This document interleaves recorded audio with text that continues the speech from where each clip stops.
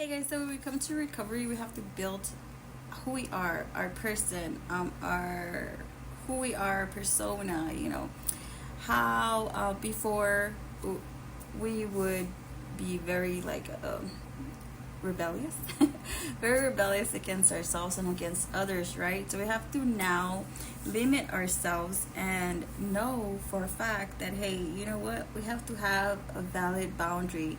A valid boundary is what we make, uh, and we acknowledge, and we don't cross, right? We don't cross. It's a boundary and it's not crossable.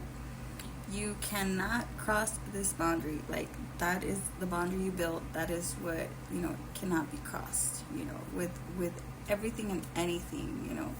So this is how you build your respect for yourself and the respect for others, right?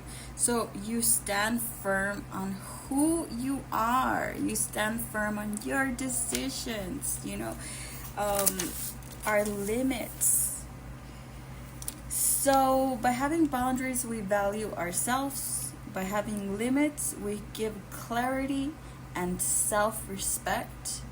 By discovering affection, which is for ourselves and for others, we become, sometimes undervalued.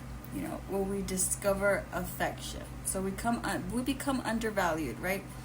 So, and that is fine, but we have to understand that it is an emotional world. It is an emotional world, and we have no control over it. So our control is only ourselves and building our persona and building our affectionateness, and our limits, our boundaries, and standards. What is your standard? What is your physical presence?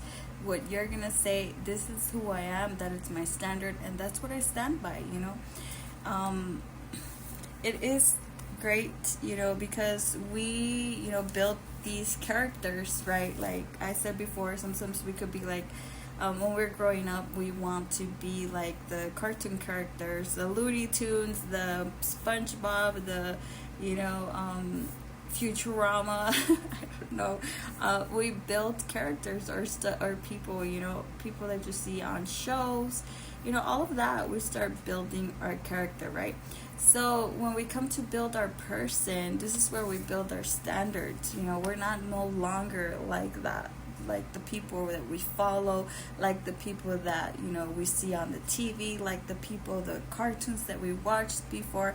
We are no longer like that. So let your